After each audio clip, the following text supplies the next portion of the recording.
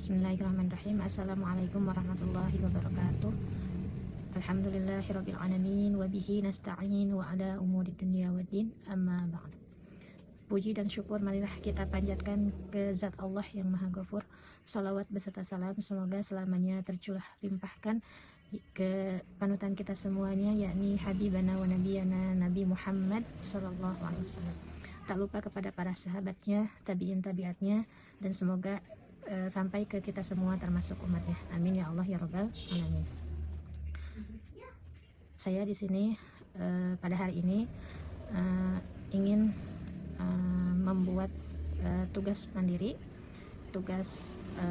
mata kuliah pengelolaan pendidikan yang dibuat oleh saya sendiri. Nama Ia Arofah, NIM 1230303278, Prodi PGMI, dengan dosen pengampu Dr. Bobang Nurisman Pelita MAG.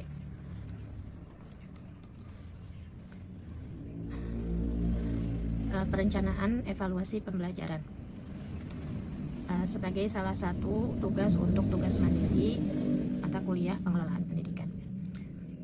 Latar belakang pengelolaan pendidikan muncul dari kebutuhan untuk mewujudkan tujuan pendidikan nasional, meningkatkan mutu dan pemerataan, serta menghadapi tantangan perkembangan zaman. Hal ini dapat dicapai melalui manajemen yang terencana, terarah, dan efisien, seperti manajemen berbasis sekolah atau MBS yang menciptakan sekolah mandiri berkualitas dan akuntabel. Pendidikan adalah bagian krusial dari pembangunan sumber daya manusia. Upaya peningkatan mutu dan pemerataan pendidikan didukung oleh Undang-Undang Nomor 20 Tahun 2003 tentang Sistem Pendidikan Nasional dan Peraturan Pemerintah Nomor 19 Tahun 2005 tentang Standar Pendidikan Nasional yang bertujuan meningkatkan kinerja sekolah. Tujuan dan manfaat pendidikan. Makna dan tujuan. Menjelaskan makna dan tujuan pengelolaan pendidikan. Konsep dasar, menjelaskan konsep dasar manajemen pendidikan. Fungsi manajemen, menguraikan fungsi manajemen sekolah. Dan terakhir, pengelolaan pendidikan, menjelaskan konsep pengelolaan kelas.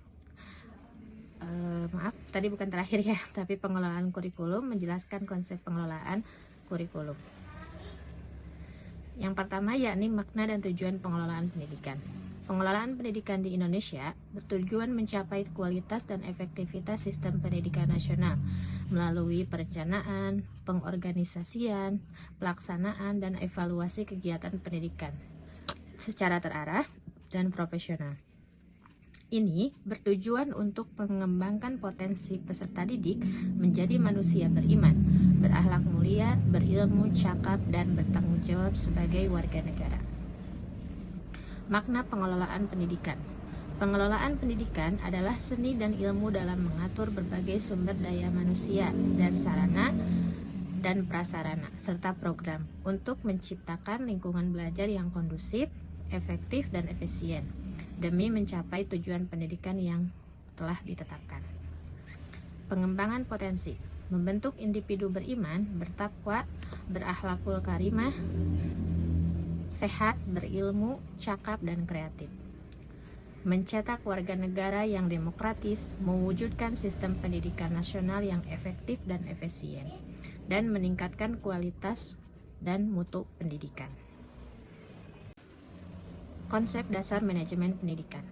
Konsep dasar manajemen pendidikan adalah menerapkan prinsip dan fungsi manajemen dalam kurung perencanaan, pengorganisasian, pengarahan, dan pengendalian dalam sistem pendidikan untuk mencapai tujuan pendidikan yang efektif dan efisien.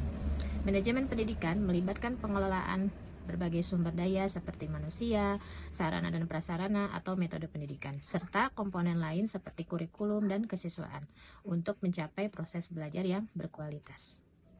Fungsi-fungsi dasar manajemen pendidikan diantaranya perencanaan atau planning, pengorganisasian atau organizing, pengarahan atau accounting, pengawasan atau controlling. Fungsi merupakan serangkaian tugas penting yang meliputi penentuan tujuan dan strategi, pengaturan sumber daya, pemimpin dan memotivasi, serta memantau atau mengevaluasi pencapaian tujuan pendidikan agar berjalan efektif dan efisien. Konsep pengelolaan pendidikan. Konsep pengelolaan pendidikan adalah konsep pengelolaan kelas Konsep pengelolaan kelas adalah serangkaian strategi dan kegiatan yang dilakukan guru untuk menciptakan dan mempertahankan kondisi kelas yang optimal. Ia memungkinkan siswa belajar secara efektif, menyenangkan, dan terstruktur, serta mendorong partisipasi aktif dan perkembangan diri siswa. Pengelolaan kelas efektif berfokus pada lingkungan belajar. Pengelolaan kelas adalah upaya guru untuk menciptakan dan memelihara kondisi belajar yang optimal di mana proses belajar mengajar dapat berjalan secara efektif dan efisien serta menyenangkan. Tujuannya adalah untuk menyediakan fasilitas dan suasana yang mendukung interaksi edukatif yang sehat, memungkinkan peserta didik untuk belajar dan berkembang secara sosial, emosional, dan intelektual, serta mengembalikan kondisi kelas ke dalam keadaan optimal jika terjadi gangguan. Pemecahan masalah atau problem solving adalah proses kognitif untuk mengidentifikasi, menganalisis, dan menemukan solusi efektif dari suatu masalah yang melibatkan kemampuan berpikir kritis, analisis, dan kreatif. Proses ini meliputi definisi masalah, diagnosis penyebab, pengembangan, dan pemilihan solusi, implementasi, serta evaluasi hasil akhir. Langkah-langkah pemecahan masalah. Yang pertama, identifikasi masalah. Yang kedua, analisis masalah. Yang ketiga, pengembangan solusi. Yang keempat, pemilihan solusi terbaik. Dan yang kelima, implementasi solusi, dan yang terakhir eksekusi. Strategi preventif dan responsif dalam pengelolaan kelas. Yang pertama, strategi preventif atau mencegah masalah. Yang harus dilakukan yang pertama kali adalah 1. Ciptakan lingkungan belajar yang aman dan nyaman. Terus yang kedua, tetapkan aturan dan prosedur yang jelas. Selanjutnya, bangun hubungan positif. Atur tata ruang dan waktu, serta lakukan pembelajaran dengan semangat. Sedangkan strategi responsif atau mengatasi masalah, yang pertama adalah berikan umpan balik dan penguatan positif. Komunikasi yang baik, amati dan pahami siswa, jadikan pembelajaran aktif dan menarik, terapkan disiplin positif dan konsentrasi. Mengapa pemecahan masalah itu penting? Karena pengembangan diri membantu individu berkembang menghadapi tantangan. Kinerja karyawan dan pemimpin dapat mengatasi situasi sulit dan menemukan solusi inovatif. Kehidupan sehari-hari memungkinkan seseorang menyelesaikan masalah dalam kehidupan pribadi secara efektif. Pengelolaan kurikulum. Pengelolaan kurikulum adalah proses sistematis yang meliputi perencanaan, pelaksanaan, dan evaluasi kurikulum untuk mencapai tujuan pendidikan. Tujuannya adalah untuk meningkatkan kualitas interaksi belajar mengajar dan mengoptimalkan seluruh komponen pembelajaran. Proses ini melibatkan penataan pengalaman belajar yang komprehensif, mulai dari penataan tujuan, pemilihan materi, penentuan strategi pembelajaran, pengorganisasian, hingga akhirnya dilakukan penilaian akhir. Pengertian kurikulum menurut para ahli. Yang pertama ada dari Ari Kunto. Menurut Ari Kunto, kurikulum adalah usaha bersama untuk memperlancar pencapaian tujuan pengajaran dengan penekanan pada peningkatan kualitas interaksi belajar mengajar. Yang kedua ada menurut Umar Hamalik. Menurut Umar Hamalik, kurikulum adalah upaya untuk memperlancar pencapaian tujuan pendidikan. Dan yang ketiga ada menurut Azra Media Indonesia. Kurikulum adalah proses atau rencana yang disusun secara sistematik, mencakup perencanaan, pelaksanaan, dan evaluasi untuk kegiatan pembelajaran agar tercapai dengan baik sesuai harapan. Elemen penting: perencanaan, pelaksanaan, dan evaluasi, interaksi belajar, mengajar, dan komponen sistem pembelajaran. Tujuan pendidikan, memastikan kurikulum dapat mencapai tujuan pendidikan. Rekrutmen peserta didik. Menurut para ahli, seperti Badrudin, Rekrutmen peserta didik adalah proses sistematis untuk mencari dan menarik calon peserta didik yang memiliki motivasi dan kemampuan yang dibutuhkan untuk mengisi kekurangan di suatu lembaga pendidikan.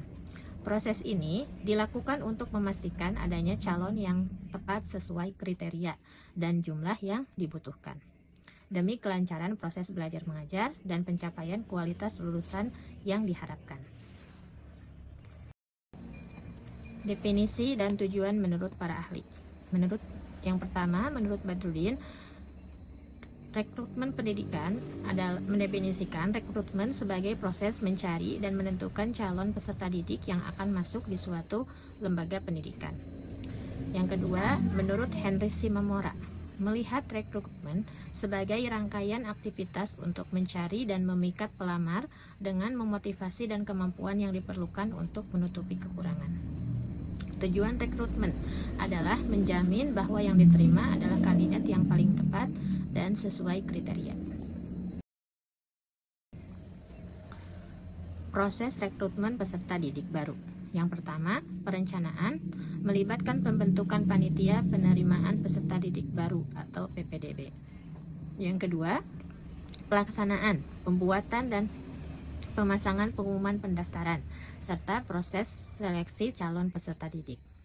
Yang ketiga, evaluasi, melakukan evaluasi terhadap hasil dan pendaftaran seleksi. Dan yang keempat, pengumuman dan registrasi, mengumumkan calon yang diterima dan melakukan proses registrasi peserta didik baru. Pentingnya pengelolaan tenaga kependidikan. Pentingnya pengelolaan tenaga kependidikan adalah untuk meningkatkan suatu kualitas pendidikan, menciptakan lingkungan belajar yang efektif, meningkatkan motivasi dan kepuasan kerja, serta mencapai tujuan sekolah secara maksimal. Pengelolaan yang baik melibatkan perencanaan, pengadaan, pengembangan profesional berkelanjutan, dan penilaian yang tepat untuk memastikan staf yang komponen dan bertanggung jawab mendukung proses pendidikan. Beberapa poin penting pengelolaan tenaga kependidikan. Yang pertama, perencanaan dan rekrutmen, perencanaan kebutuhan, perekrutan dan seleksi. Yang kedua, pembinaan dan pengembangan, pengembangan profesional, motivasi dan pemberdayaan.